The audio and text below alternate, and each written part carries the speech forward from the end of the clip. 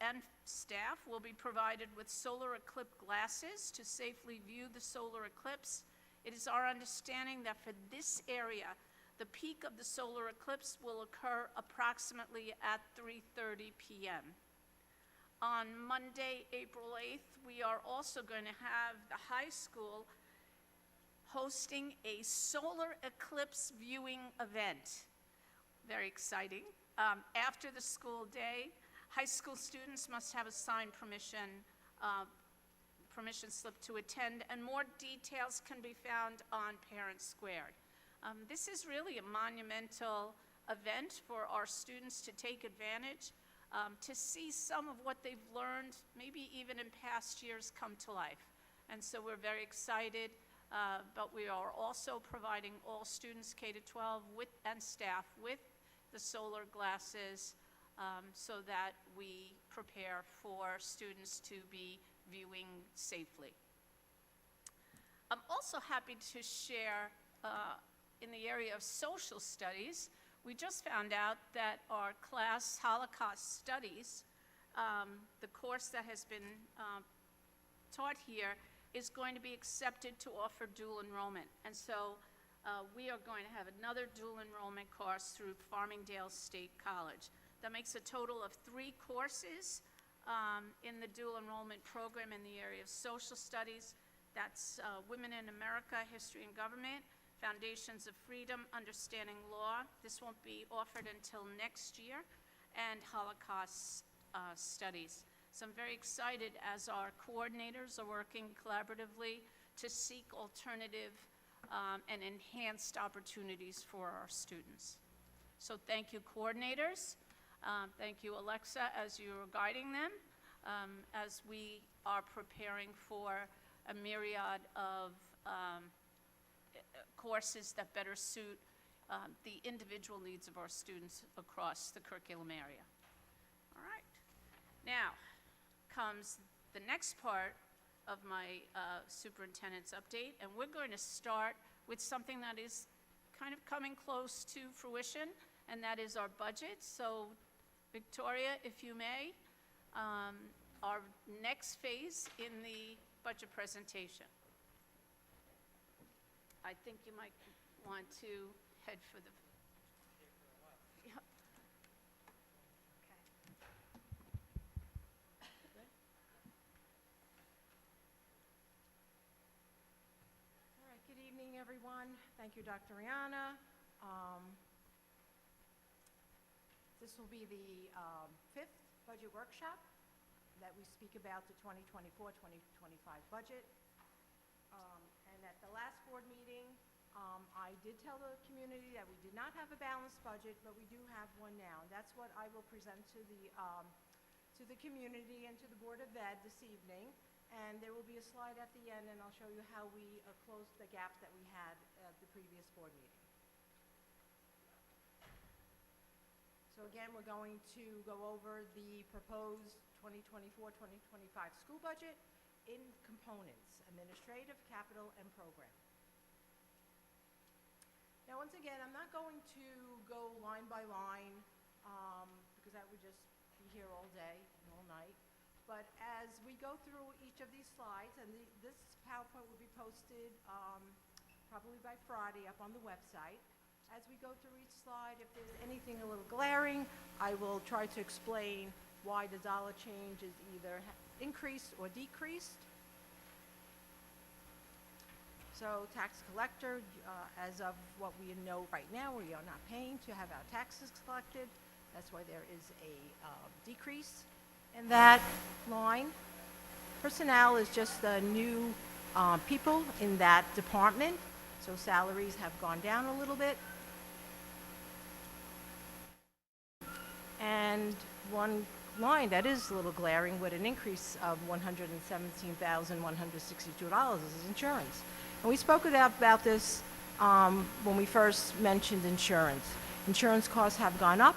It's a combination of cyber insurance, Child Victims Act insurance, insurance for claims.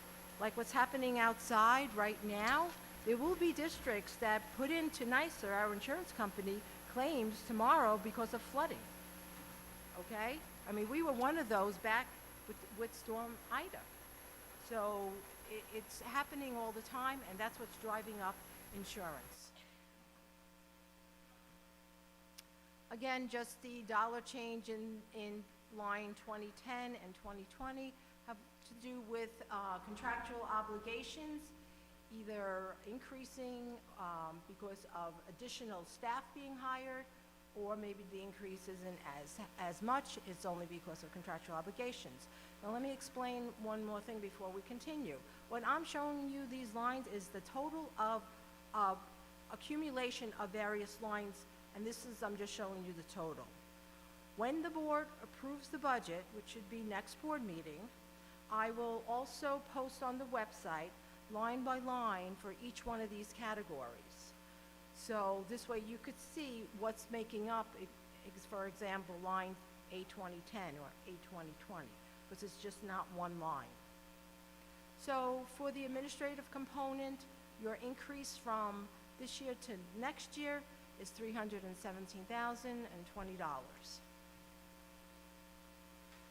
Now we're on the capital component. This is all one slide.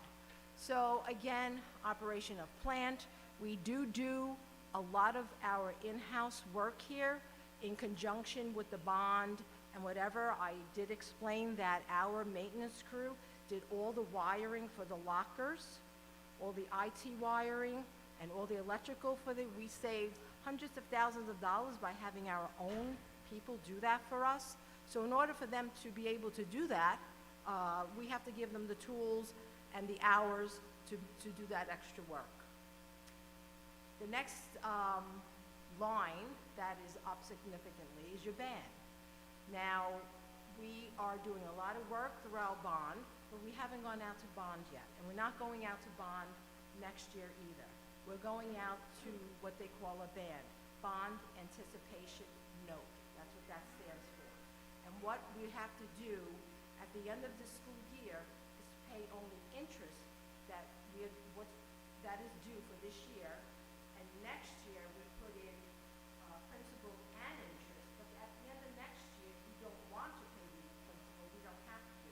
We can roll that into the bond that we're going to go out to get, the full bond, or we can pay off the principal and the interest. So both principal and interest are in that band number, but we do have to pay part of that by the end of this school year. Our EPC, that's our energy performance, it's only a matter of $1, it's just the way it is. And then we have our transfer to capital, our $1 million again. And the next slide, after we finish this, so our capital component, the dollar change from this year to next year is $628,751. And the next slide, I will show you what we're going to do with that $1 million. We're going to address the middle school and high school nurses' restrooms. We're going to make them ADA accessible. We're going to address the high school library, the HVAC in the library, and the flooring in the library. And we're going to address the middle school entry stairway in the horseshoe, the stairway that goes to the auditorium at the middle school. And we're going to address that. So in previous presentations, those numbers were a little different that were given to you. What has happened up to this point, we have gotten some estimates back that we had asked for various vendors who may be doing this work for us. And so now we have a clearer idea of what each one of these projects is going to cost us. But in total, it does come out to the $1 million. So we should be able to do these projects with that $1 million and not run into an issue of not having enough in the budget for any of these projects. So the last and the final component is our program component. And as everyone knows, this is our largest component.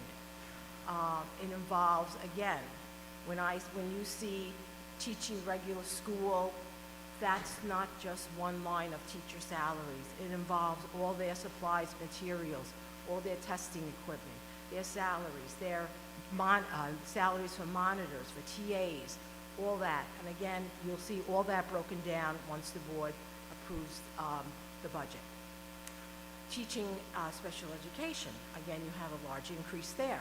But what is included in that group of lines is the tuition that we pay for our special education students to attend special education schools, have special education services, BOCES education, special education schooling, and BOCES services. So again, it's not only salaries in this line, there are multiple lines that make up the A2250 totals. OCED, again, we have more of our students asking and wanting to go to BOCES for technical education, which is great. So we are increasing that line. We give them the opportunity to do that. Teaching special schools is where that $341,000, what's driving that is the summer program we will have at the district this year, like we've had in the past 3 years, but in the past 3 years, it was funded by our stimulus money. That no longer exists, so the district had to put in approximately $300,000 so we could run that program again.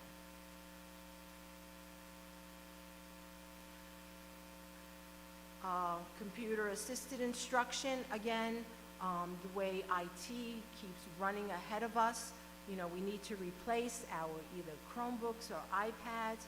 Part of that is in there, and we're also in the process of hiring one more person to help do all this work that is needed. Again, IT department doesn't only work on school issues. They were involved in the lockers. They're involved in our energy performance contract because all the new equipment that is putting in runs on a computer of some sort. So everything has to have some kind of IT connected to it.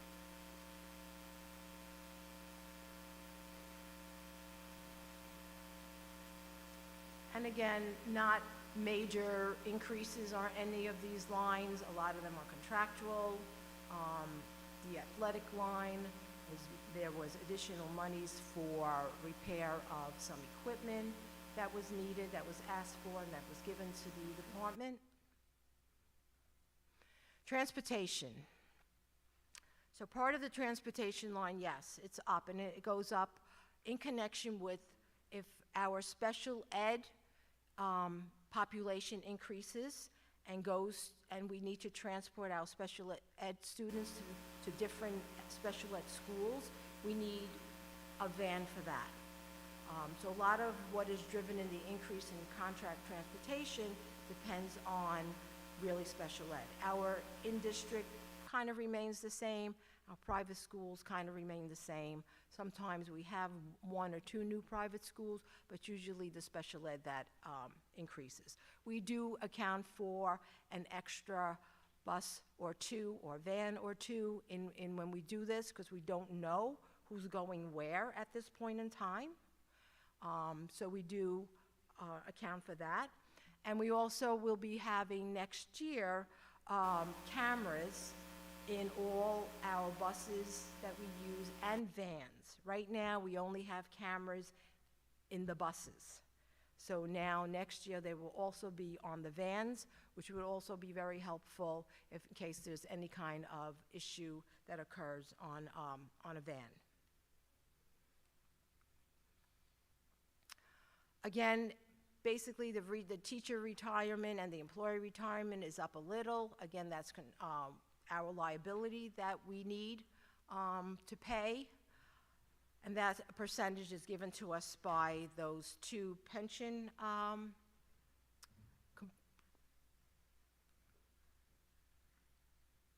health insurance. Our health insurance, dental, has all gone up. It's something that I believe the district at some point needs to look at and to offer some kind of health insurance, not in place of what we already have, but at the same time what we have. Remember, you offer your health insurance to all your active employees who want it. If they don't, they do get a buyback, but you also have all your retirees on your health insurance.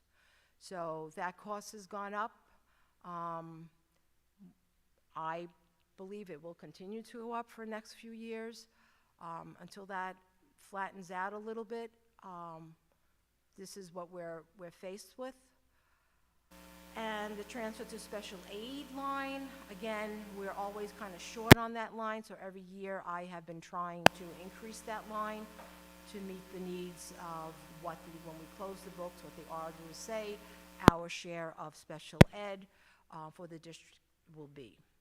So in the program line, the dollar change is $4,470,899. So if we put all those pieces together, all those components together, the 2024-25 budget will be at a total of $113,416,040. So this is how we close the gap. At the last board meeting on March 20th, we had a gap of about $1.9 million. So what we did, at that time I said we were still looking at staffing. So staffing has been completed, and this is what was given to me, that there will be a reduction in faculty and staff salaries of 10 full-time and 2 part-time positions, and a reduction in 1 administrator. Now, with those reductions in personnel also comes a reduction in medical expense if they were on our medical plan. So all that together, we were able to reduce the budget by that $833,125. And then to fill the gap in, we used the rest of our reserves. Now, every year we've been using 2 or 3 reserves. You have about 7 reserves. And we haven't used them, but now we are using them to the point of $1,129,000. Again, whenever we talk about reserves, I always say they're very important to have. They will help us get through the tough times when we have to, so we don't have to cut programs or things like that. We can use our reserves, but we can't use our reserves to cover every part of the gap, because within a couple of years, you will have no more reserves to use. So every year, the suggestion is that you really look at what you have and what you can reduce without hurting all these reductions in faculty and staff, not hurting any programs. Then we're not hurting any programs. Children will be offered everything that they have now. We're not taking anything away, okay? And we're gonna use the reserves, okay? And that brought our gap down to 0. So that's how we balance the budget. So we have enough money on the revenue side to cover all the expenses that we believe we will have for next year, and that's how we balance the budget.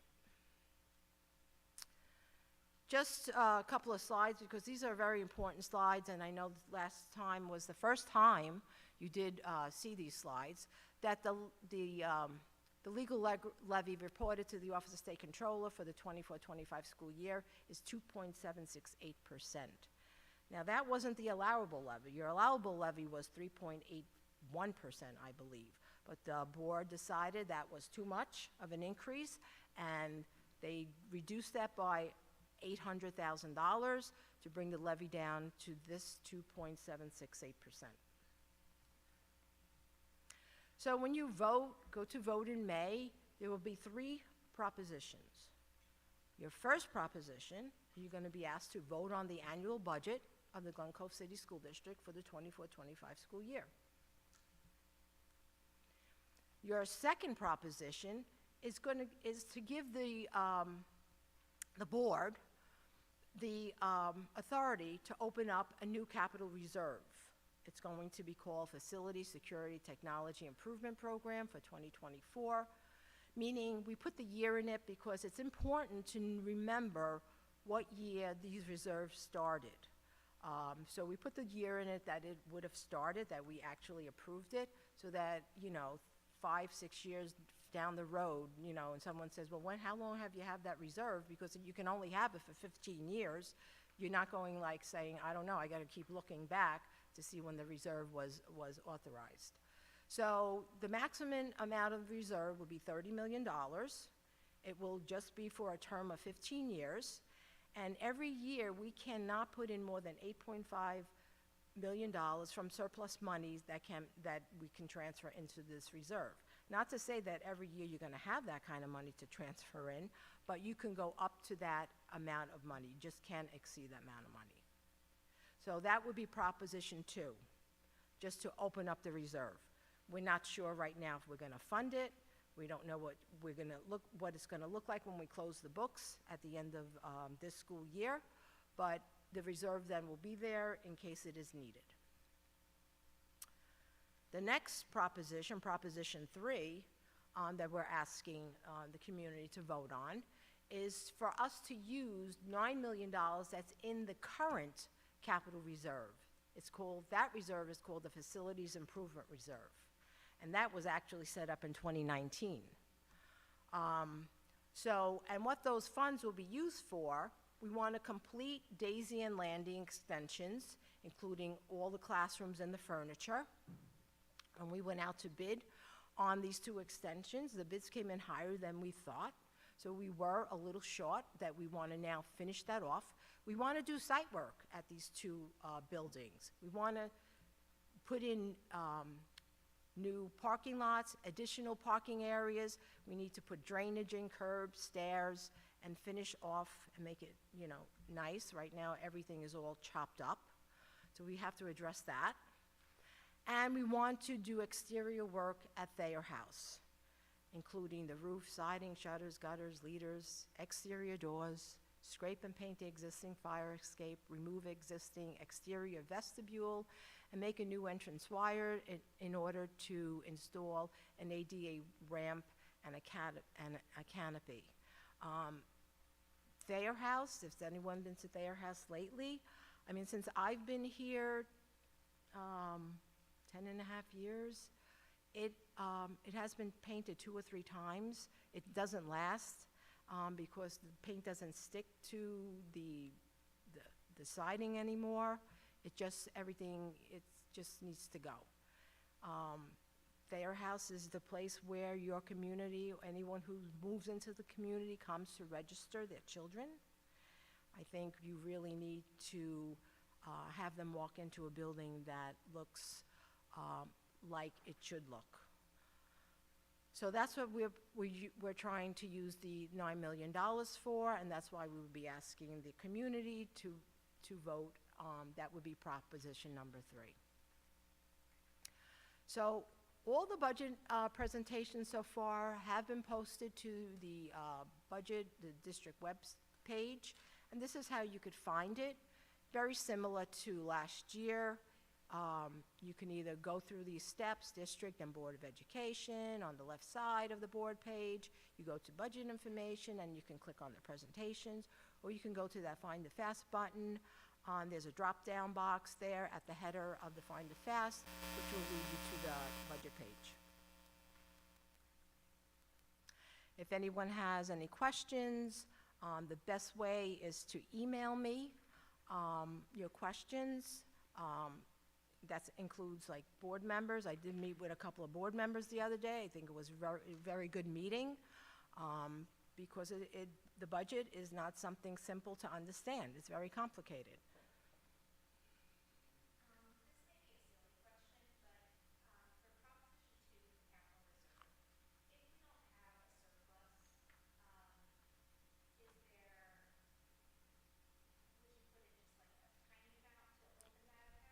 You don't have to. You can, but you don't have to. Once it's established, it's there. Yep.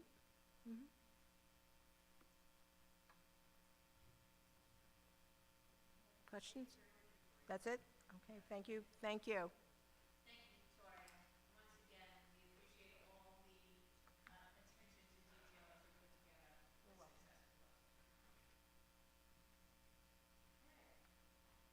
At this point in time, I would like to introduce our Assistant Superintendent for Curriculum and Instruction, Dr. Alexa Dodd, who is a year older from when she was. Yes, I had a birthday yesterday. Thank you. Hold on, I'm caught in my keys. Yeah, I was caught in my keys.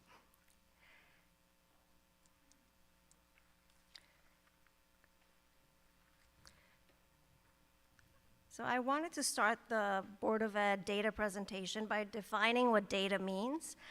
Data is an abstraction of life, and it's an abstraction of what happens in real life. So we use data as humans to really track, inform, and then address issues in our world. As humans, we're always capturing data. We capture it through our 5 senses.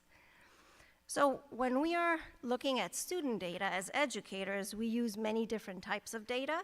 I know people think right away of test scores, but that's not the only data that we use. So this slide is meant to sort of show what we look at as a whole for the entire student. So we look at testing, that's really important, but we also look at demographic data on our students. We look at attendance and behavior. We also look at teacher observations and what the teachers are seeing in real life. And then we put all of this data together. We compile it and we aggregate it, which means we combine it. And then educators, parents can make decisions for students, and then ultimately policymakers will take those decisions and then make law. When all of those things work really well together, we know that our students can succeed the best. So in education, we have this assessment continuum. So tests are given whether it be more frequent or less frequent. And more frequent assessments are your daily quizzes that you might take. They are also your teacher observations and your classwork. We know these as formative assessments because they help us form an understanding of what the student, how the student is doing and what the student needs. And then the less frequent ones are state assessments, and we call those summative because it gives us a summary of where the student is. In the middle here, we also have progress monitoring and interim assessments. And those are assessments that we give several times a year, not every day and not just once a year. And we try to get an accurate picture of the student by putting all of this information together. So I wanted to make sure to highlight our state assessment data that we have to collect. So part of the Every Student Succeeds Act, or ESSA, every state in the United States has to make sure that students are achieving. And different states do this differently. They require that 95% of state assessments are given to all 3 to 8 students in ELA and math. And we need to make sure that we reach that 95% participation. So if states are not reaching that participation, or if school districts are not reaching that participation, it hurts us as a district. The state uses this formula that includes the weighted average, a composite achievement level, and the progress level of students to put together like a mathematical equation and then to give us an accountability report or determination. So beginning in the year 2020-2021, if school districts did not meet the 95% participation rate, they were then required to put together a participation rate improvement plan. Our district has not met the 95% participation rate, and at this point, because of COVID, we're not yet required to put together our participation improvement plan, but it is something that is concerning to us because we want to make sure that we achieve 95% participation rate. So this is what our participation rate was back in 2018-2019. So you see we have grade 3, 4, 5, all the way to grade 8, and we see the percent of students that sat for the state assessments. This was at the height of the opt-out movement that was across New York State, and you can see we're not achieving the 95% requirement that the federal government requires of us and that we need to meet. We have improved since then, and this is very important to us because it means that last year in grade 3, we had 86% of our students test. And that's a great percent participation rate because it means we have a more accurate idea of how our students are performing when we compare them to the rest of New York State.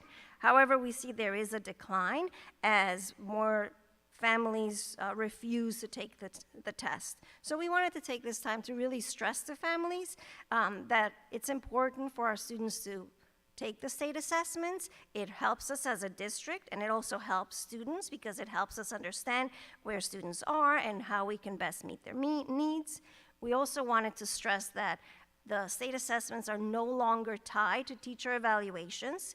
They were, and the law changed in 2019, so they are no longer tied to teacher evaluations. So it's a difference than it used to be.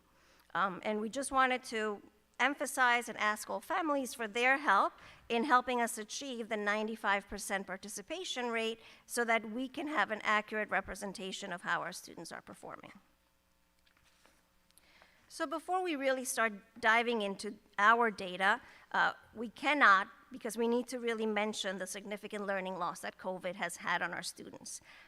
Here we see a graph of national data, and it is in reading, and we can see how it has impacted students across the demographic levels. Something very important to note is that in the middle level, we see a much more significant impact where we see our students more severely impacted by COVID. One part of the research suggests that not only is it the learning loss, but it's also the social-emotional component that our middle school students experienced when they were in the pandemic. This next graph is also national data showing the number of months required to catch up after the pandemic, and we see that the impact is much higher in middle school for mathematics, and that is across demographic groups. So we continue our research into the impact of COVID, and now we're looking at the learning changes since COVID on our English language learner students. And we see that this graph is ELA, English, and then this one is math. We see that the orange, which is this bottom trend line here, is more highly impacted. The x-axis, which is up and down, the y-axis, which is up and down, is learning loss in months, and the x-axis, which is side to side, is the years. And here on the right, we see the math graph, and we have the same axes, and we see that actually our L students across the nation were not as severely impacted as they were in ELA. So that's an interesting noticing. Then we go into another one of our subgroups, and these are subgroups across districts. We have students that are English language learners, we have students with disabilities, and here we can see the students with disabilities are these two top graphs, and we can see that they are more impacted than their peers that are students without disabilities. And this, again, is very concerning because we know that it'll take students with disabilities that much longer to catch up to their peers and to catch up to their grade level. So as I mentioned at the start of my presentation, data is an abstraction of real-life events. So if you didn't know that the pandemic happened and you saw these trend lines, you would be very surprised that all of this was happening, but we all know, we all lived it, we all experienced it. By gathering enough context for the data, we are able then to make sense of it, and we can analyze its meaning. So we will start by looking at our state assessment data. I'll begin the analysis of the longitudinal data, which is data that takes place across a long period of time. So each of these colors represents a year. So 2016-2017 is the first year, the next year is 2017-18, 18-19. As you see, we're missing 19-20 because the state assessments were not given that year. Then we have 21-22 and 22-23. And then the bar graphs are grouped by grade, so starting in 3rd grade all the way to 8th grade. And then we have like the average of ELA across the grades. So again, we see how significantly our students were impacted by the pandemic. This is our own data, so we can see that it's significant. Here we have a graph that compares our ELA achievement data to different comparison groups. So New York State compares districts by economic disadvantage, they compare districts by county, and then they compare by average needs. So in comparison to these districts, this is where Glen Cove is, and the state overall is the the group of graphs here on the right, the group of bars on the right. Now we move to our math state assessment. So similarly to the ELA data, we have the longitudinal look. So we are starting in 2016-17, and we go to this past year, which was 2022-2023.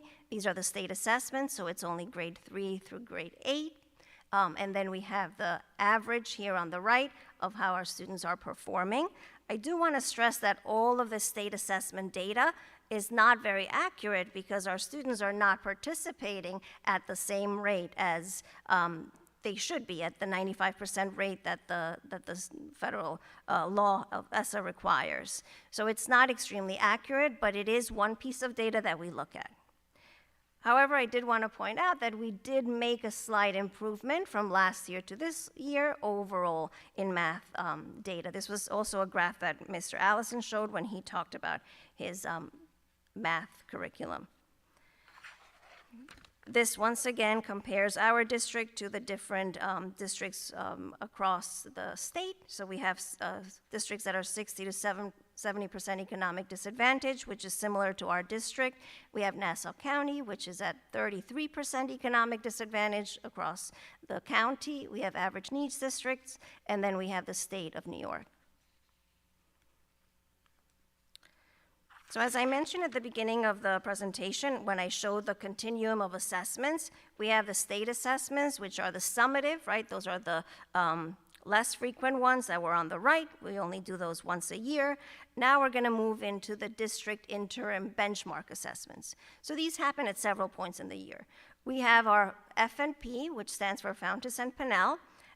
We administer this exam to grades K through 5. We do 3 times a year for first grade through 5th grade and once a year for our kindergartners. We also use our STAR Early Literacy in pre-K and in kindergarten. And we use our STAR Math and Reading data, and that we do for grades 1 through 8, and we do that 3 times a year. Starting last year, we started administering for our English language learners the STAR in Spanish to assess where they are in their first language, because we want to make sure that we're making use of their strengths in their home language and then building on that as they're learning English and they're learning more content. So we do give that to our English language learners, first grade all the way through 12th grade. This year also, this is a new assessment. We are doing the literacy assessments that Ms. Schaefer mentioned at the last Board of Ed meeting. Those are grades K through 2, and those are assessments to really dig down to understand concepts about print, letter sound, phonemic awareness, high-frequency words, phonic decoding, and decodable running records. And these are given at least 3 times per year. They can be given more for students that need more intervention. So as a student is getting more support in reading at the K-2 level, they may be tested more often to see how much progress they're making.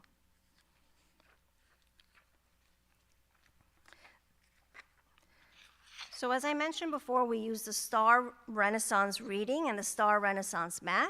This is our current 8th grade, and similar to the state data, I'm also showing you the longitudinal data.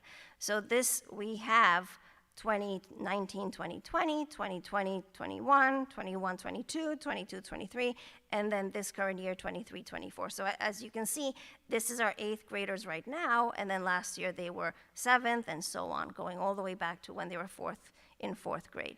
So you can really see just how devastating an effect COVID had. I wanted to also make sure to show that we provide these assessments 3 times a year for students. They're taking it on a screen, and the questions get increasingly harder when the students are answering correctly, and so the test adjusts itself and gives us this information. This is a look at our current 5th grade, similarly to the last look. So we have STAR Reading and STAR Math side by side. It is very interesting to note that our students are trending similarly to the nation, where our middle schoolers are seeing a lot more deficits in their STAR Reading and STAR Math when we compare them to our elementary students, and that's something that is being seen nationwide. In addition to STAR data, we also use the FMP, which is what I mentioned before, the Fountas and Pinnell. Fountas and Pinnell provides a tool to identify the instructional and the independent reading levels of students. It documents students' progress by one-on-one assessments that the teachers do, and then it allows teachers to observe and quantify student reading behaviors by asking them specific questions that are comprehension-based as well. So here we see a longitudinal look of our current fifth graders all the way back when they were kindergartners. And then here on the side, you can see what the levels refer to. So this graph is interesting because not only do you have the FMP average of the students when they were in each of those grades, you also have their on level, so that's where they should have been at that grade level, and then you see the difference, which is the yellow bars pointing downwards.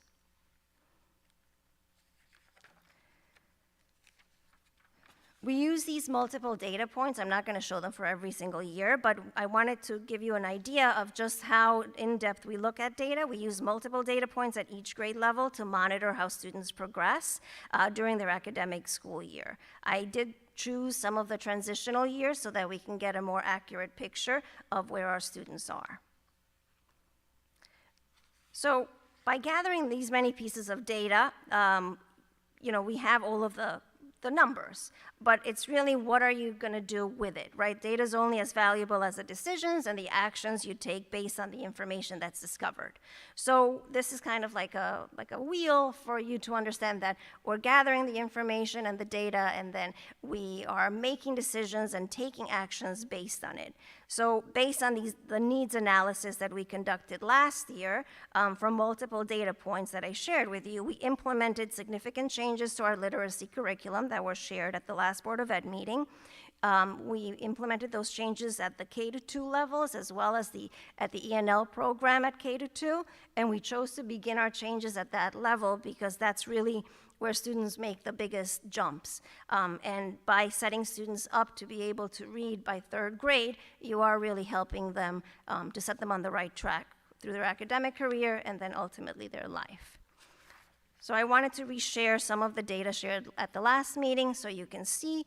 We are very encouraged to see that our kindergartners, which is these red over here, in the winter they were very close to where the first graders came in the fall. So we can already see that their letter recognition scores are almost as good as our first graders in the fall. We are seeing improvements with the changes that we're making.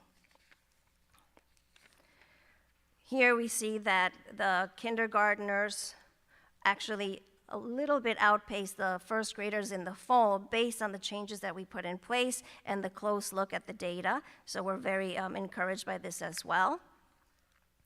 This is our phonemic awareness. So phonemic awareness is different than phonics. Phonics is how the letters sound, but phonemic awareness really pertains to how listeners are able to hear and then manipulate how the sounds are made in their mind.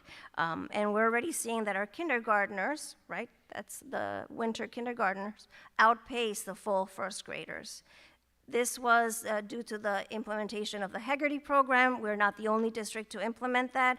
We have neighboring districts that started it this year as well, and districts are seeing a lot of improvement because you're adding something to the phonics program as well.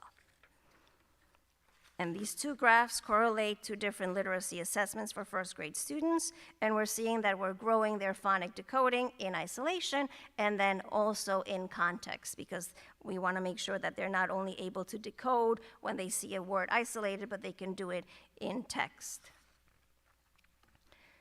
So I wanted to show you exactly what we're doing in addition with the FMP. This is our current third graders, and I want to zoom in on this area. That's why the circle is here.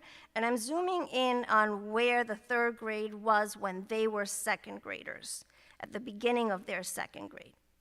And the reason I'm doing that is because I want to compare it to our second graders now and really zoom in on this area. So I'm going to put them side by side. And we can see another measure, so not just the literacy assessment measure now, but the FMP measure where we're seeing that our current third graders scored a 9.26 when they were second graders, and our current second grade is up to 9.38. So again, another piece of data that is helping us understand that we're having some success with our implementation and helping us, understand it better. And then once again, our current third graders, now we go all the way to when they were first grade in their F&P. And then our current first graders, and I'm going to put these two side by side. And then we can also, again, see that our current first graders are that much closer to where they need to be on level than our current third graders were when they were first graders.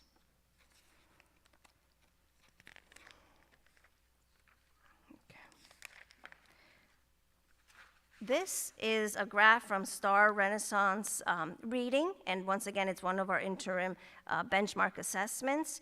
And this is what they call their student growth percentile, and it's a measure provided by them to measure growth nationally on a scale of 1 to 99. And what they are tracking is the percent of students that are at or above 35th percentile.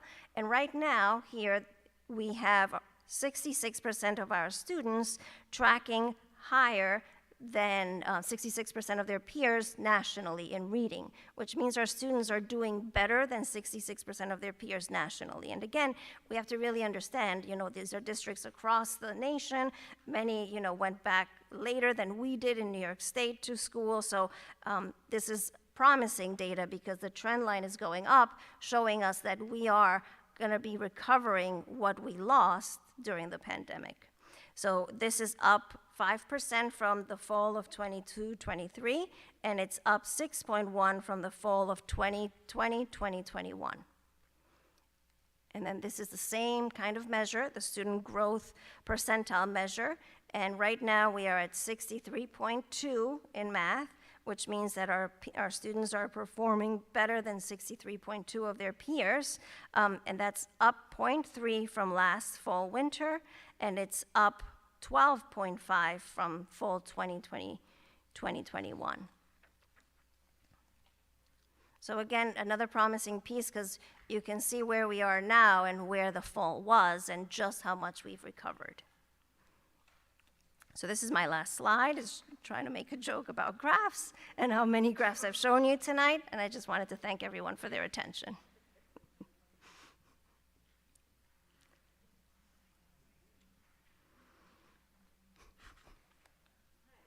Alexa, thank you very, very much. Thank you. Again, I'm going to just highlight the state assessment piece. We really need to see more students participating in our state assessments, especially at the middle level. For us to really understand where our students are achieving and where they are having difficulty, when we collect all of the data, the state assessment data is incomplete. Yes. So although the scores are shared in newspapers and media, it really is not indicative of our total population. So we're asking parents to really talk to their middle schoolers, have them come to school that day, and participate to the best of their ability so that we can have a better understanding of how to support our students with our programs. That's right. Thank you, Dr. Anna. All right. I needed to, again, emphasize that, and I thank you for doing so in your presentation as well. Does anybody have any questions?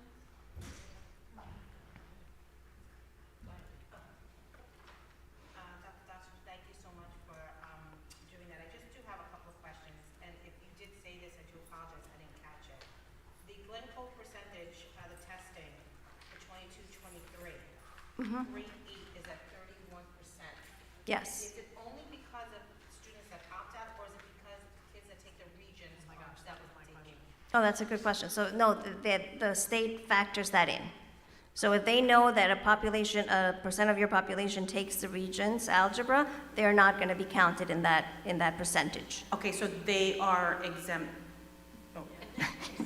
Sorry. The state, when they make, TV crew is helping us Oh, out. okay.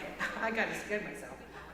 So that percentage is, so is they're exempt? adjusted so Okay. that it's 31% of the students that should have taken it. So the Gotcha. 100 did not include the students that were taking the algebra. Okay. That grade, that's a good question. Okay, the other question, I have a couple, can I continue? Yes? Okay. In regards to the STAR testing and the reading and the math and stuff, I would love to see like similar schools' data that with the same demographics of our students, just to see like the profiles to compare, just to have a little bit of an understanding. Okay. Whenever you get, I know it's not today, but, and then, sorry, I had another question. Oh, the phonics awareness.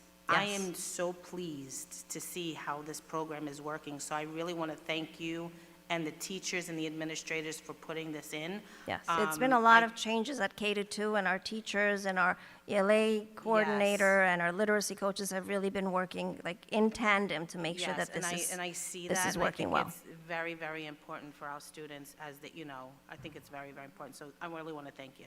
Thank you. So that's all I have. Leah, did you have something? My question was, the same as Ann's about the 8th grade, because I know a lot of the kids take the Regents and not that state test. So thank you for that. And my other question was for that K-2, that literacy assessment. So they still do all the F&P levels, all that other stuff that you had listed was in addition to, and that's all Yes. like one-on-one? Yes. Okay. Yep.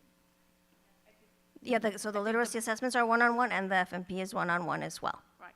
We want to collect multiple data points, and so that's still part of our, Right, because the F&P, you're listening to a kid read, you don't really know all of those other components. all And that that's why other- we wanted to right, add all more that into other it. information can't be gathered by just watching a kid. You can get a lot of behaviors from what they're doing while they're reading, just not all of that other stuff. Thanks. That's right. and it adds to the assessment of the student progress.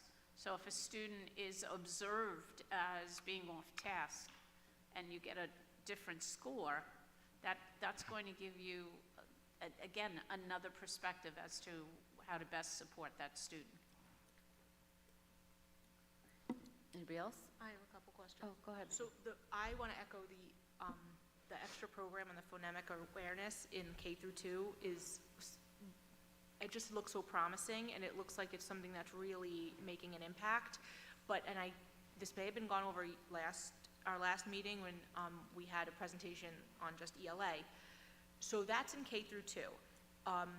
Is that in K-1 and 2? or Yes. Okay, and then the idea is if, with the success of it, it will roll forwards into the 3 through 5 buildings? Or is it, So or at the- is that at a the- program that is built for K-2? That's a great question. So If we know, I'm just knowing, like, is that a program that exists in Mm-hmm. America for 3 through 5? So at the 3 to 5 level, students should have mastered phonics and phonemic awareness. Students that do not master it then will get into an intervention program. We are looking at the Hegarty program, and we're actually, some of our self-contained teachers at the 3 to 5 are learning how to use it, and we'll start using it more next year, for example. And then also we'll bring it into our reading and our ELA AIS as needed, because it's not the same thing, at K, you're teaching it whole class, because most of the students need it, but at 3 to 5, it's not needed whole class. Okay, now I see, like, how it all fits together. And then, I guess also, so it is, and I know, like, COVID now is 4 years ago, but the impact is continuing, particularly with the students that are now entering the secondary, like, in that middle school period. So how are we helping them? What kind of interventions, like, what are we doing there to help them get to where they need to be? So similarly to what we're doing with the rest of our grades, we're looking at the data carefully and trying to understand where their deficits are. One thing that I learned from doing the research for this presentation is that, like, the learning loss is not just those months, but as the years progress, it gets even wider. So that's like a whole other thing that we're trying to do at the same time. So at the middle school, one thing that we're doing is looking for our English language learners to support them with some of the interventions that we're doing at K-2 if they don't have those foundational skills. So maybe they came from their home country with interrupted education. So that's one thing we're doing there. And then also looking at the data to see what else we can support them with. Are you finding that now that we have a little bit of time in between coming back to school and getting reacclimated, et cetera, are you finding that the consequences of COVID, are you finding that you're dealing with things that were predictable, or are you seeing more like, or are you seeing them be more things that you couldn't actually see coming? Like things that you would not normally anticipate or associate with what we had to go through with, with the differences in education and locking down and how we had to approach teaching our children? I think it's all very complicated, and I think we're all like learning it day by day, really. One thing that just came out in the news is the impact that COVID had on attendance. And actually, Mr. Klatsky shared that article with me the other day. But it's very, it's very interesting to now look, like school has almost changed in the eyes of families and students, right? So there are like a lot of different things that we would not have been able to predict because, we're back from the pandemic, everybody should be back in school. Attendance has dropped across the nation. There's like things that we couldn't predict. There are things that we could, like we knew we would have the learning loss. Thank you. I'm sorry. I did have one more question. Sure. So in regards to the Fontes and Pinnell, 3 times a year, it's K-5 that you're Yes. testing. When is kindergarten tested? Are they in January, April? Kindergarten, we're testing at the end of this year. Usually, we used to test kindergarten 3 times a year with FMP. This year, we're testing them at the end of the year, and that's because we're using all these other literacy assessments Okay. to see where they are. Okay, wonderful. Thank you. Sure. Thank you. I just want to make one more comment, just one, no, it's not even a question, it's just a comment. Just while everybody's talking, how like attendance is crucial. Attendance is Yes. crucial. Your kids are out a couple of days, it's so difficult for them to, just manage everything that they have missed, whether it's an elementary kid, with the math, or, a high schooler who's missing a couple of days. It's crucial that your kids are in school. Yes. And as a district, even prior to COVID, we had issues with attendance, especially at that elementary level.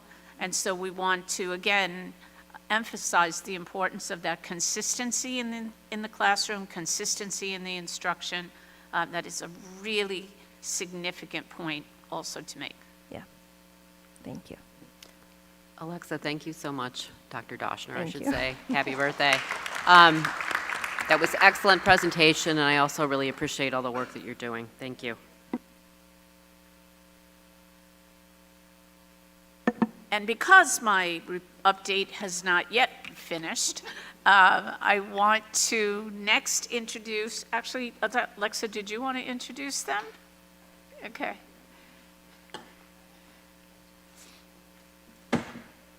It's my pleasure to introduce our 3 to 5 principals. We have Jacqueline Burnett from Landing, not that I have any favorites, and Mr. Bryce Klatsky from Connolly School. We love both of our 3 to 5 principals, and we're very excited for both of them to be up here sharing all the updates from their buildings. I think it's very meaningful that the two of them chose to present together. It really shows consistency and alignment, and I do know the two of them are in constant contact, and I appreciate that, and all the help that they give to our students and our staff every day. Thank you.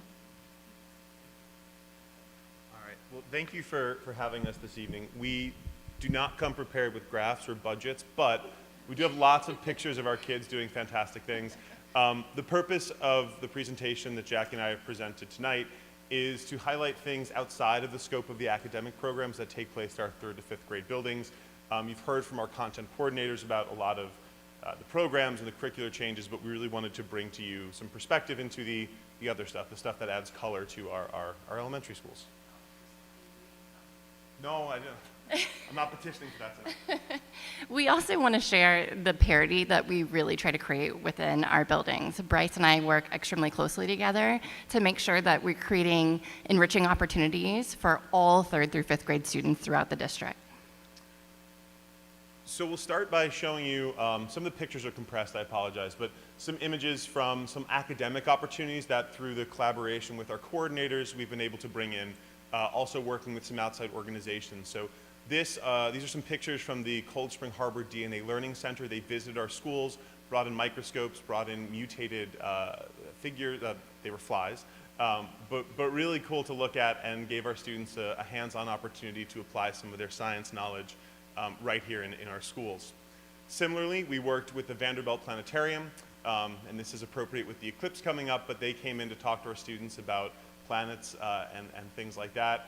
Again, a very hands-on presentation, but to echo Jackie's point, you can see, we're doing the same presentations on the right at Connolly, on the left at Landing, so we really are collaborating quite closely to make sure our students are experiencing the same things across town.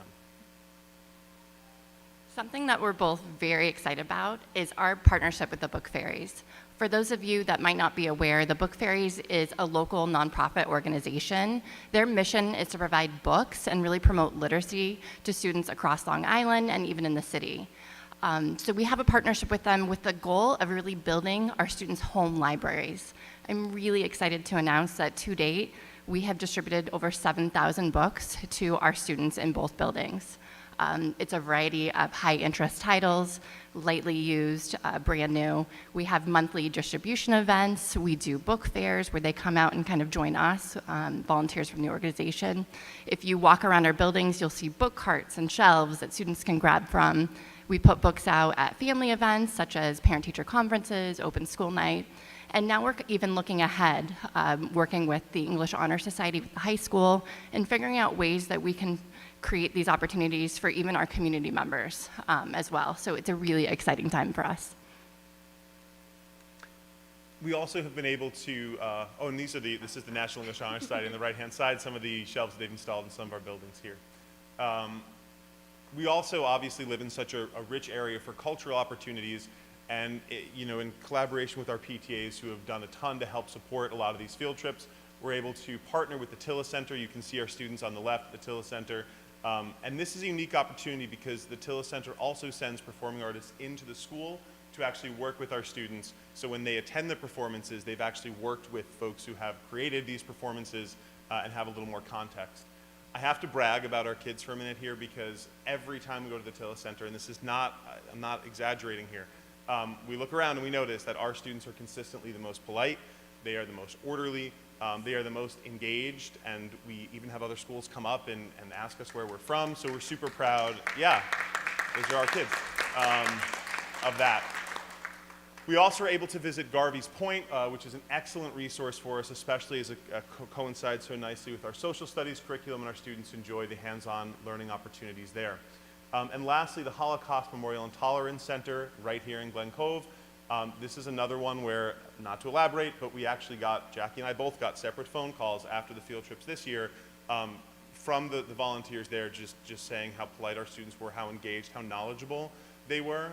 We're never surprised by these kinds of compliments, but it is nice, and we do feel it's important to share these things with you as well. Something that we really try to work on and incorporate is to recognize and celebrate the rich cultural and linguistic diversity within our school community. We are always looking for opportunities to grow within this capacity, but we do events during Hispanic Heritage Month in the month of September. More recently, we celebrated World Languages Month, where students had the opportunity to share their home language, over the morning announcements with their peers. We definitely engage in various celebrations throughout Black History Month, incorporating community members and even some district administrators as well.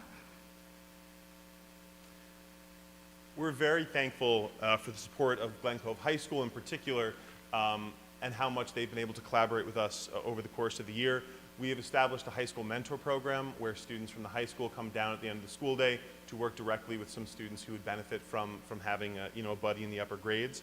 DECA also comes in and has taught lessons on Black History Month, but also just other character building lessons to our students. And it's great for our students to see, where they might be in a few years' time and to have role models within the district.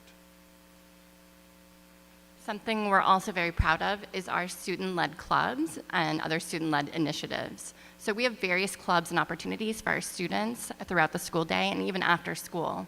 2 examples are K-Kids Club, which is an offshoot of Kiwanis International, and then our student council.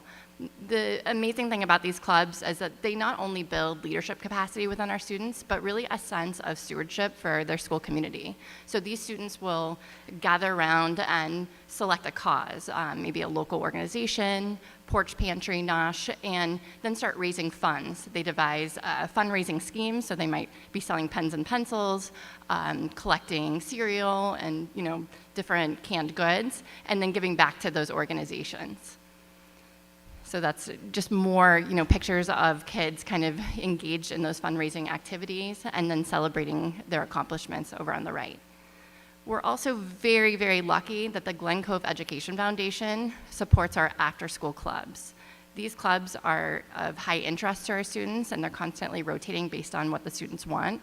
We have everything from cooking club, we have pickleball, and we were so lucky to bring back our theater arts club this year. It had been a long time coming, but we were so excited to see our students perform the Jungle Book Kids at Landing back in January, and now we're looking forward to that same performance at Connolly in May.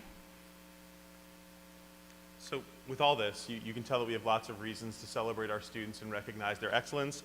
Some major district-wide events are our spelling bee, our district-wide spelling bee. We have our math bee coming up later on into the early summer, the late spring. So we do take lots of opportunities to acknowledge the greatness within our students. There are lots of other smaller ways that we're recognizing students, including their leadership capacity. You'll see here on the left students who are recognized for PBIS or for their positive contributions to the community, as well as Junior Rising Stars at Landing. We also have, of course, our student council and our representatives who are elected there. This year we were super proud to have 12 students participate in all-county music, which was a phenomenal accomplishment. You can see some of them here on the right. And I need to brag again, because I got an email as we were sitting down, that one of our students actually just got an announcement today that they won honorable mention for the National Walt Whitman Poetry Contest. So that's Annabelle, and we're super proud of her. But there's a lot of great things to celebrate. This is only some of the ways that we acknowledge greatness in our students, but these are some of the larger ones that are consistent across the district. We also make sure that social emotional learning is of paramount importance in our buildings. We know that academic learning has a symbiotic relationship with social emotional learning, so we try to incorporate it into our daily practices. We work with local community organizations, so they might come in and do an art therapy lesson with a trauma-informed approach. We even celebrate things such as Unity Day to kind of stand up against bullying. Something as simple as giving students a mechanism to show gratitude. So we have shout outs in our buildings where students can kind of shout out their peers or staff members based on various character traits that we study each month.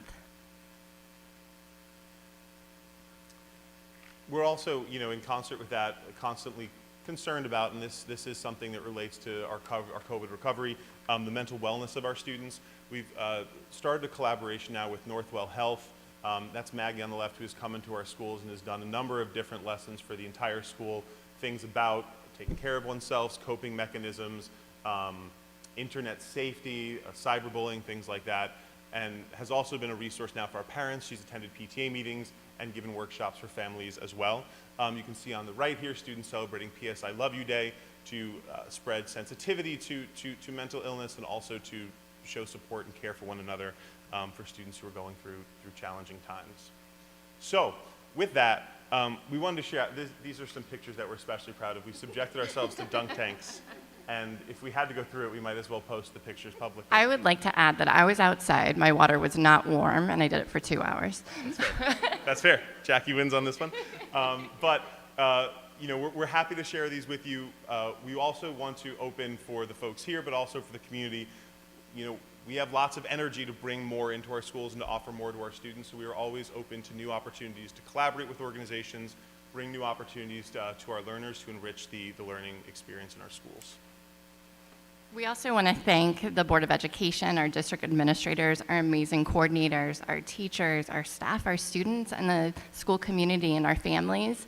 It really does take a village to provide these opportunities for our students, so thank you for your support.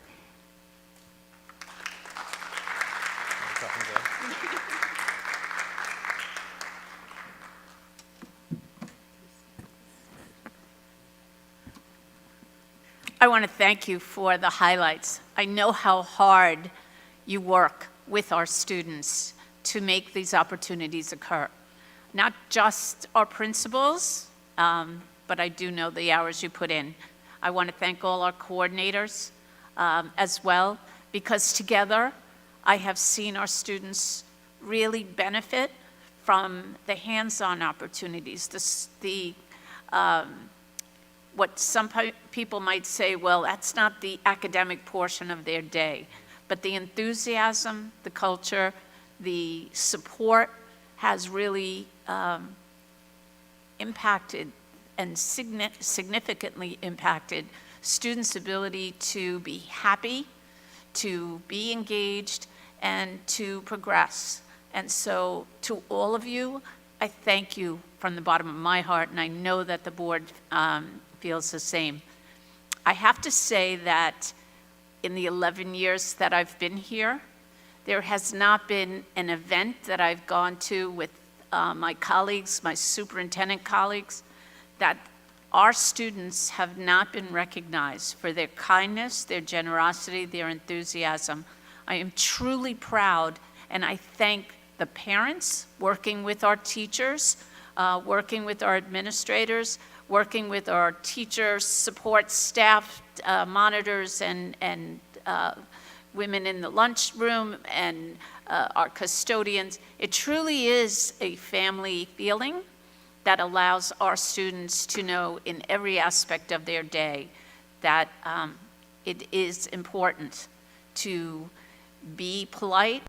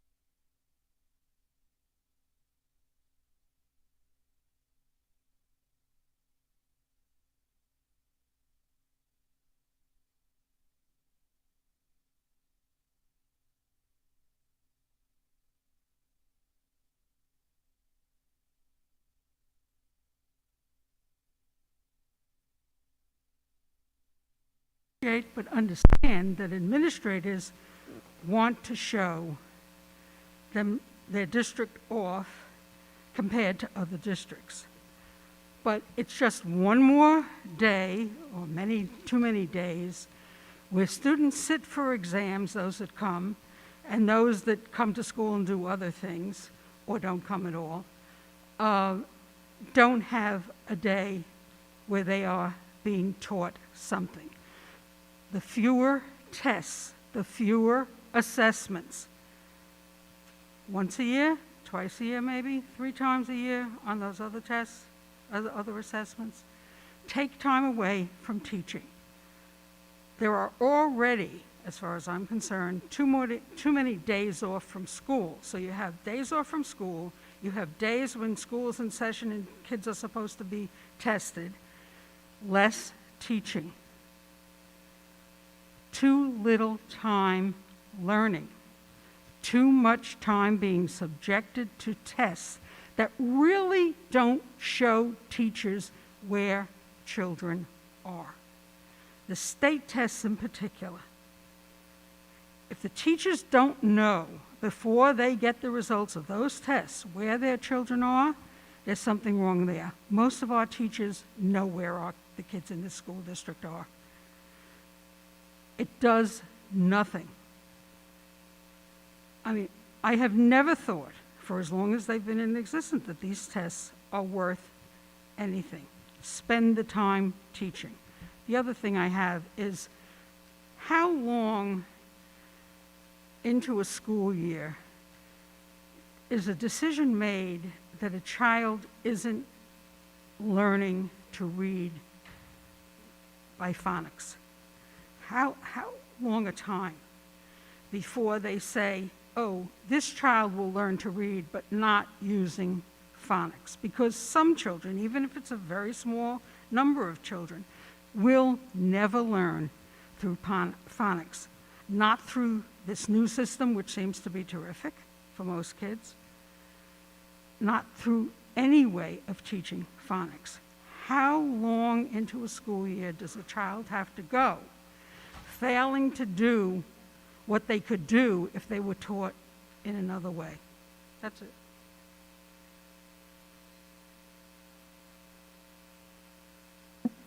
Yeah. In response to the second question, our literacy program is a combination of several literacy programs. So we have our reading and writing curriculum, we also have our phonics curriculum, and as we stated, we have our phonemic awareness that we added this year as well. So we have a combination of all of them working in tandem, so we're not just using one type of program. In terms of how long, we continuously assess the students to make sure they're making the appropriate progress, and when we see that there is a deficit, we try to address that through interventions. So that's an ongoing assessment for each child, and there are instructional support teams and something called response to intervention, a plan in which we begin to look at students who teachers may say are not making the progress that perhaps the rest of the class is making. And this is an ongoing process throughout our school year. So it's as early as a few weeks into the school year, and throughout that school year, all children are being watched to ensure that they are making the appropriate progress. Correct? Okay? Yeah, Maria, should the state testing and its relation to funding, do you want to? Again, I understand that some perspectives, some points of view are saying that state testing takes a lot of time away from instruction. Again, I think they have streamlined some of the testing, and so it is not as time-consuming as it was in the past. And in the past, teachers left the classroom for a number of days to do the scoring, even with other districts. That's no longer the case. But I do need to emphasize the fact that that 95% participation rate also is something that is reported to the state, and the state is indicating that after some attempts to do that. If it's still not hitting 95%, it could impact funding. And so, again, not a threat, but an understanding of the process.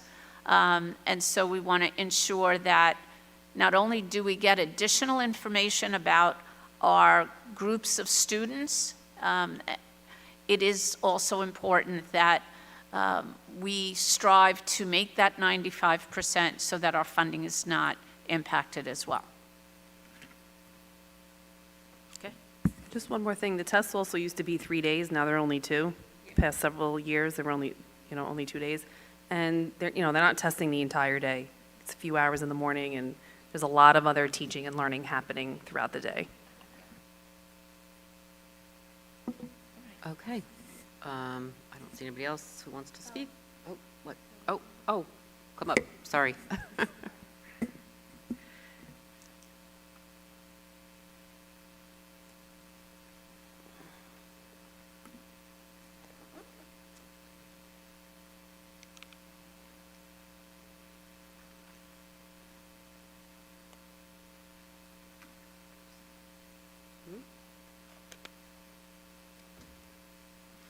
Hi, everyone. My name is Victoria Lentini. I live at 3 Mansion Drive in Glen Cove. I have 2 children in the school district. I was just curious, what is the school district doing to prove to the community that the publicly posted statistics are an inaccurate assessment of our school district? If you may just ask all your questions, Oh, and then all we'll, of them at the same time? yeah. Okay, yeah, sure. Second is, what is the school district doing to encourage families and students to take the state tests if they are so important? With regards to the reading programs, what are we doing to catch the children up, especially in the 3 to 5 grades? And when are we going to start teaching our kids how to spell? Because there's a huge issue in the 3 to 5 grades. I will say, piggybacking off of that question, I have a kindergartner, and she is excelling with reading and the reading program. I'm extremely happy with it. My second grader, unfortunately, is not. So what are we doing to catch that child up and put them into a reading program where there is consistency from K to 5, and the children are going to learn across the board this program that is working, and catch the kids up that are not doing that program. And then my last question is, what is the district's response to the horrible graduation rate statistics that were posted recently? You want me to- So in terms of our reading program, we are using the assessments K through 2 at the primary level, and then seeing how students are performing. So if there is a question about how your child is performing in the second grade, you should reach out to the principal and then have a meeting to really understand where just their levels saying are. in We're not general, going back sorry. and forth. Let her finish first, and then we'll Okay. take more. It just isn't a good back and forth, okay? And then, like Dr. Rihanna said, we have IST meetings, or instructional support team meetings, where we meet and we look at the data and how the students are progressing. In addition, we have reading meetings where we we look at the students' reading data and really understand where they're moving and if they need to go into a reading program. That's K through 2. 3 to 5, we have similar supports for students. In addition, we're also including the small group instruction that the K to 2 is doing this year at the 3 to 5, and focusing on that as well. That was explained at last board meeting, and the changes that we're making there.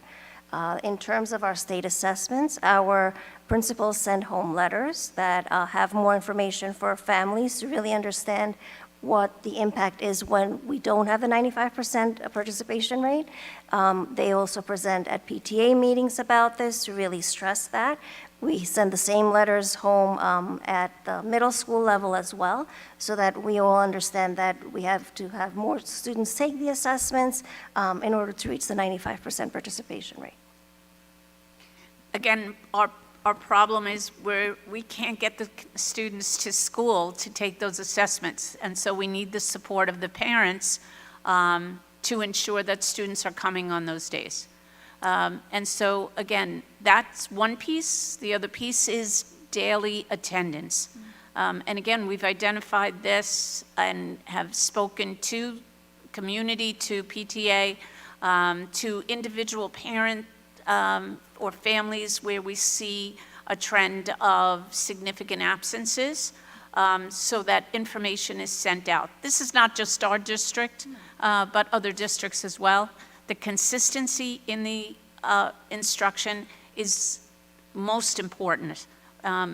We've seen situations in our district and in other districts where a child is, allowed to have a day home. And I'm not going to take that away. That's an individual judgment. But we have found that that inconsistency is, again, impacting the students' transition back to the classroom and back to the instruction. I have to take a moment to say that our buildings have changed how academic intervention services, AIS, are provided to students. We have what's called an intervention block in our schools so that they are not missing whole group instruction or small group instruction that is presented to the entire class.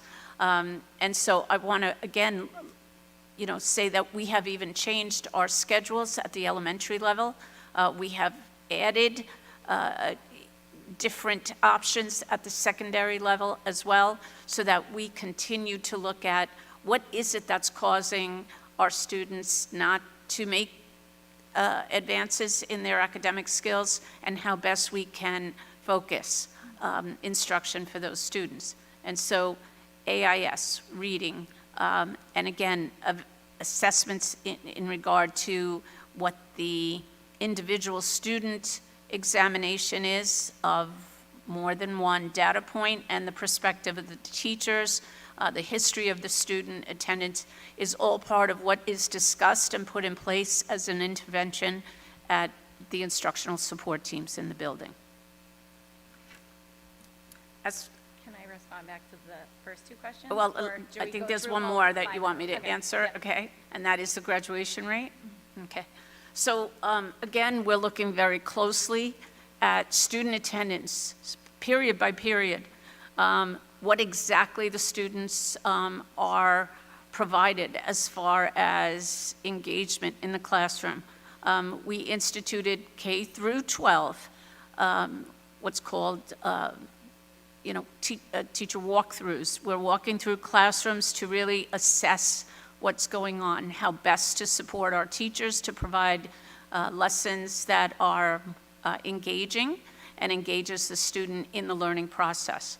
We are looking at a number of factors at our high school level, and we have made adjustments to current programs so that we can better serve our population. You're going to see blimps once in a while, and some of it was just coming out of COVID.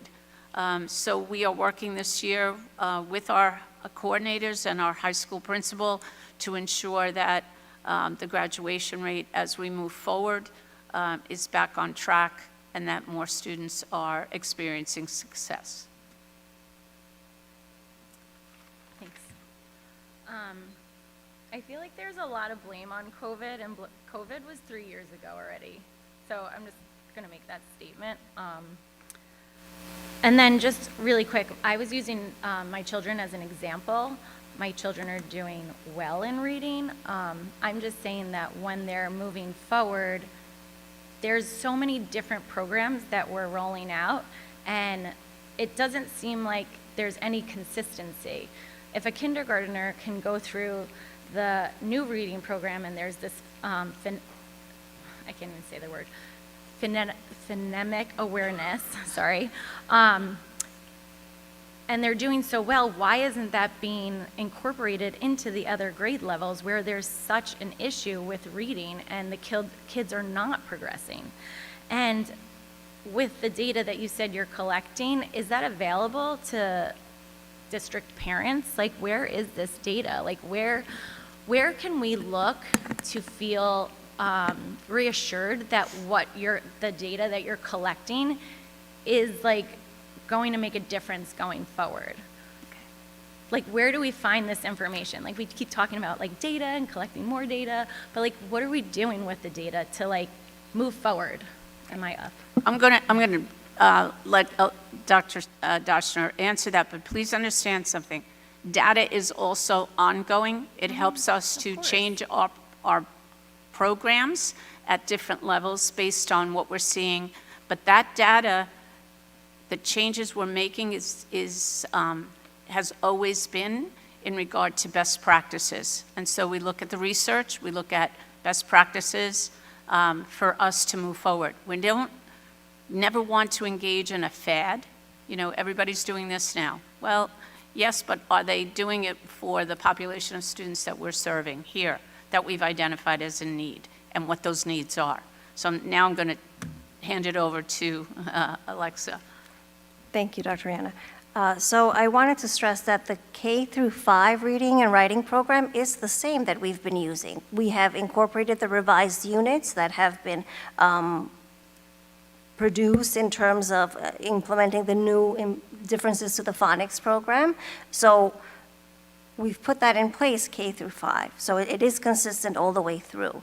The Hegarty is something that we're using K through 2 because that's really where the students are forming that phonemic awareness.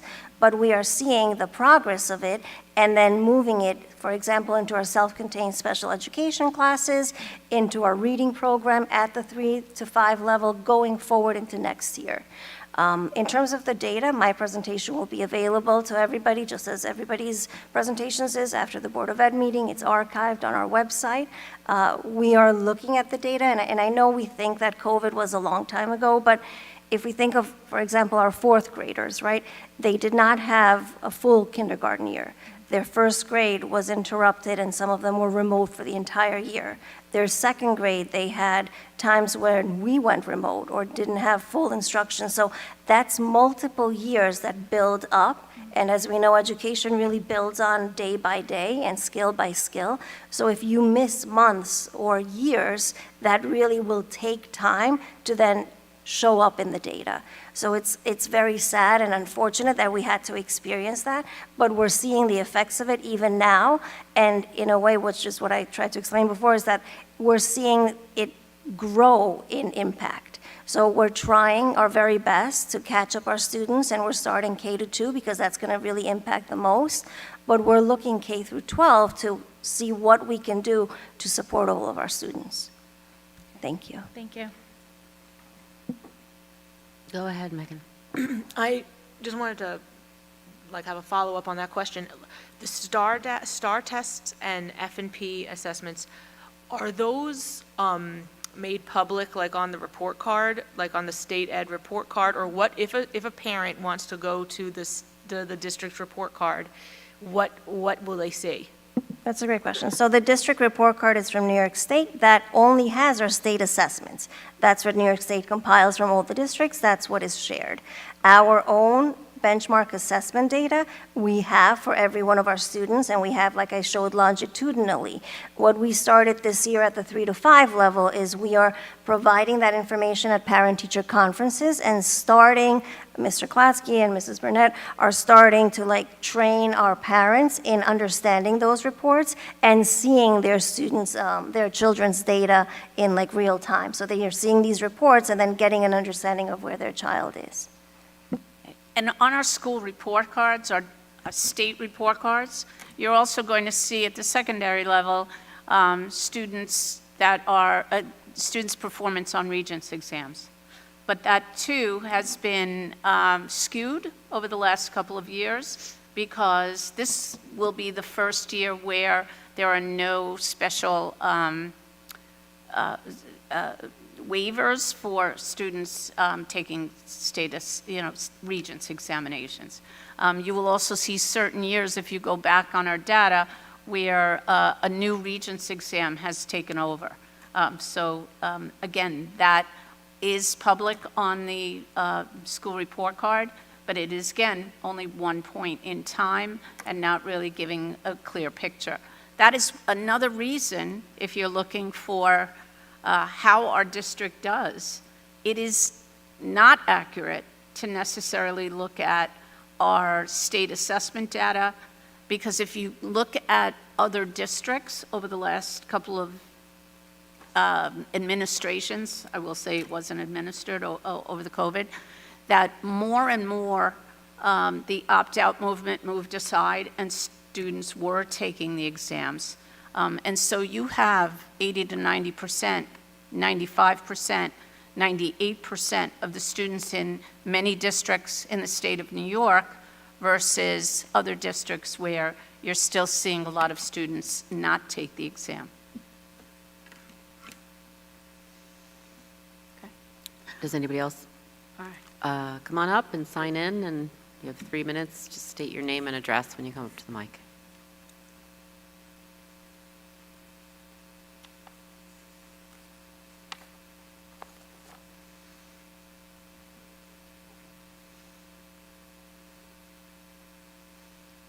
Hello, I'm Kendra Fagazi, 13 Southland Drive. Regarding the data presentation, honestly, as a parent and a member of this community, I find those numbers really sad and upsetting. To be honest, they're hard to look at for me. I did have, he's a current third grader, but he was in the reading program at Daisy with the old program. He excelled, loves reading now. Miss Bruschini was amazing, and he's doing very well. And then I have a first grader that is at Hegarty, the new program. Oh, sorry, okay. That she's struggling, and I'm working with the principal, and I've gotten a private tutor. But it's, to me, like, this should not be one size fits all for these kids. Like, why can't she be shown the same program that my son was using? Because to me, it's a lot less confusing. I know some people are saying this new program's amazing, but why can't, if the teachers are trained on it the old way, why can't they also be using those resources that we probably already have? And another question is, how were the teachers trained on this new program? Because I remember at the beginning of the school year, we didn't have books. It was very, like, I think the rollout of this seems very unorganized, and I don't know if they were prepared to start teaching something at the beginning of the school year. So I'm curious about that.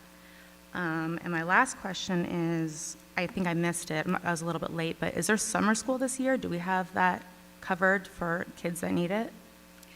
I'm sorry, I didn't get the last question. Is there summer school this summer for kids that need it? All right. Is that the last question? Yes. All right.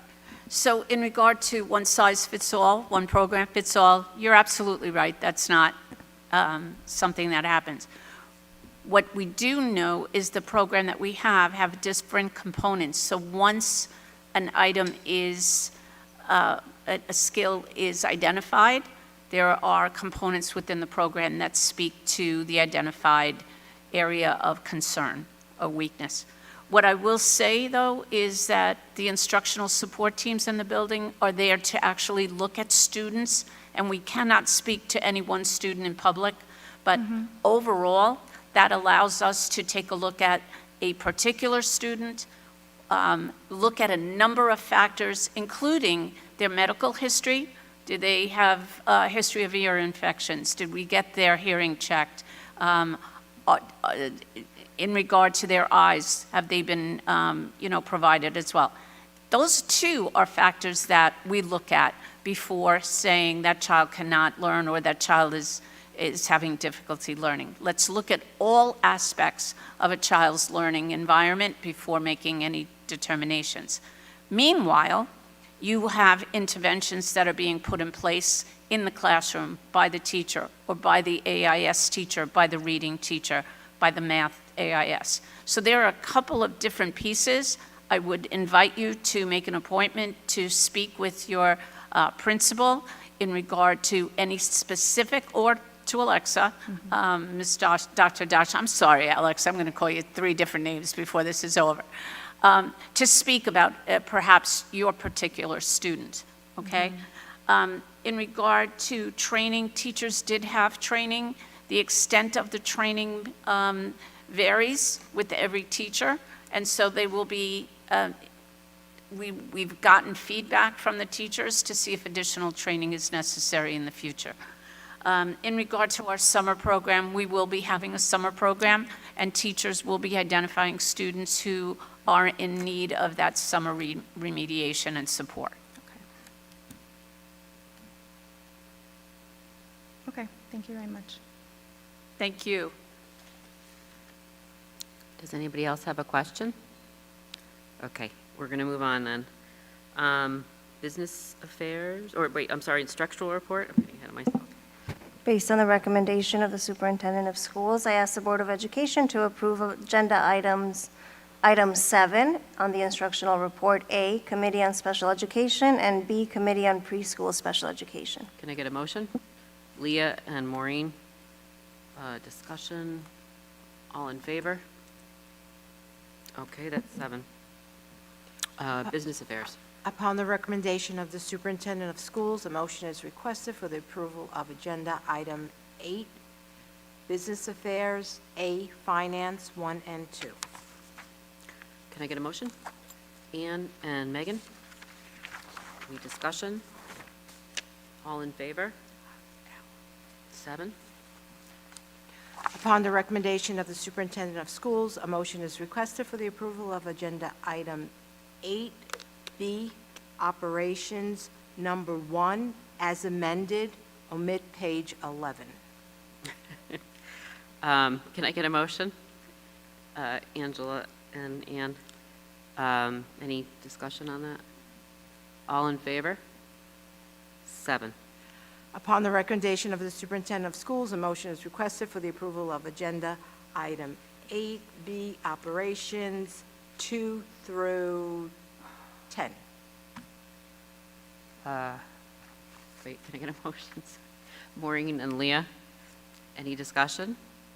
All in favor? That's 7. Okay, personnel? Based upon the recommendation of the superintendent of schools, I ask the Board of Education to approve agenda item 9A certified, numbers 1 through 10. Motion. Lynn and Angela, any discussion? All in favor? 7. Based upon the recommendation of the superintendent of schools, I ask the Board of Education to approve agenda item 9B classified, numbers 1 through 8. Can I get a motion on that? Megan and Ann, any discussion? All in favor? 7. Okay. So with 9 personnel A certified, that was the approval of our 14 educators who were just approved for notice of tenure tonight. So we want to just say congratulations. This is such a tremendous accomplishment, and we will be formally celebrating with the educators in our June Board of Education meeting. Great. Excellent. Thank you, Andrew. I don't think we have unfinished business. We have new business, though. We have a new policy, a first reading. Policy committee, want to talk about it? Sure. So the new policy 9520.6 under personnel is a policy that's now required by the Department of Labor, that all employers must develop and have a written policy. Prior to the policy, the procedures and the accommodations that are within the policy have been met upon request, so it's not a new practice that our district is completing.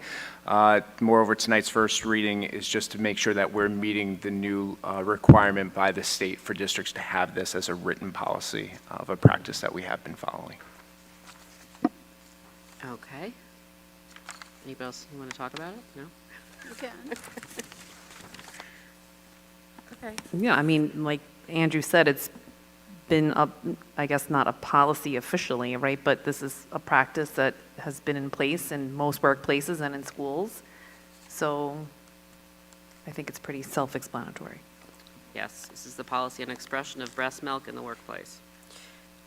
So yeah, we will read it and we'll see it again at the next meeting agenda.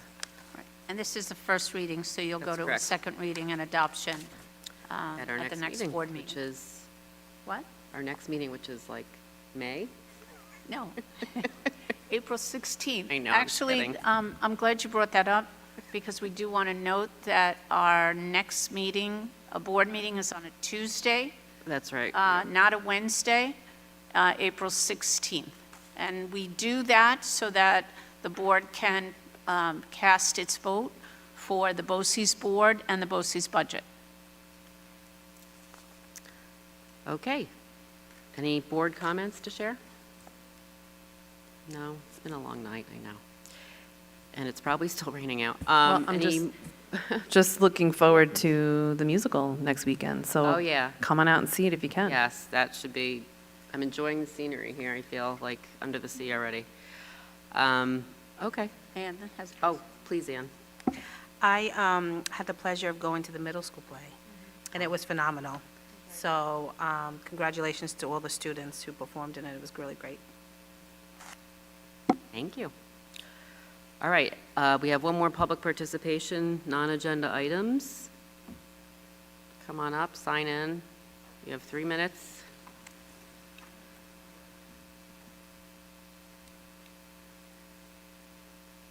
Janet Blatt, 31 McGrady Street. It's just a continuation of what I said. I've lived a long time. Long before I ever came here, I followed the New York City Board of Education. It was part of our lives in our home. Saw the destruction of New York City's school system by out of the immediate districts by administrators, heads of the school, New York City Board of Education. So I have a long experience watching it. It just seems to me that this 95% figure was put into place because the parents who didn't want their children subjected to the state tests outsmarted the people sitting up in Albany, taking salaries from the people's money, sitting there thinking, if we don't do this or we don't do that, we're going to look like we're doing nothing, so we have to do something. And they come up with these terrible ideas. You may not see it as a threat, but if parents are going to hear, and they will hear, that their school district will lose money eventually if they don't produce 95% of the students taking these state exams, that's a threat. Parents, many of them, have made a decision based on what's good for their child, their children, not to show up, not to have them show up to take these state exams. Somebody will eventually go back to court on this. Depending on what judge they come before, they may win again, and the 95% will go out. It's an absurdity. People within districts, the teachers, the administrators, should know, and in most cases do know, what the children in individual classrooms and as a total district are doing, how they are learning, what they're not learning, how they have to be taught in a different way. It's people up who are making these decisions are too far away from children every day. They're making decisions that are bad for children. And then too many of you go along with it because it sounds good, educationally sound. No, it's not educationally sound. And if people in districts, superintendents, and school boards would see it in that way and would get together and would stand as a group and tell the people who are making these terrible decisions that they need to stop, that education is about the children. That's why public schools exist. They might start listening. It won't take 1 year, it won't take 2 years, it might take 5 years, but eventually somebody's going to have to get back to really considering what is absolutely best for the children of New York State Public Schools. Anything to say? Well, if you have something to say, yeah. I mean, I will say that the 95% was in place when I was, prior to my even becoming an assistant superintendent, and that was 23 years ago. I know that it is by the federal government and not the state that mandates the 95%. And the state has worked diligently to try to, number one, meet the requirement by the federal government so that they can get the money to distribute to the school districts, and at the same time, look at alternatives to the type of testing that was done years ago.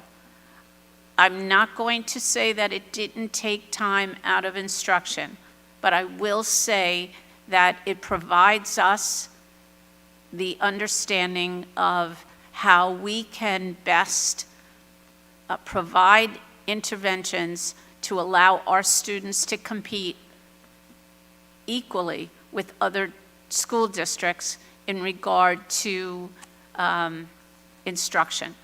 And I will say that, lastly, that I will be more than happy to sit with anyone who wants to go through that history, because from those assessments, both in Nassau County, Suffolk County, statewide, we are able to determine how instruction is being delivered, if we are not focusing on one area or another more than we should. And there is a lot of information that is gathered in regard to how best we can support our students so that they are more competitive as they move on to whether it's career or college in the future. So I am, again, not an advocate for a lot of unnecessary information, but I do know from years and years and years of experiences and before I was an assistant superintendent, that looking at what allows us to intervene with a student, with a child, in regard to how to tailor instruction so that they learn best.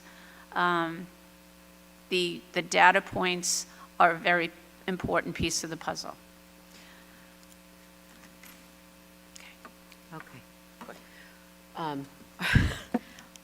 Anybody want to go home yet, or? Can I get a motion to adjourn? Please be careful going home, all of you. I know the flooding and the wind is not easy out there, Yeah. so slow and steady, please.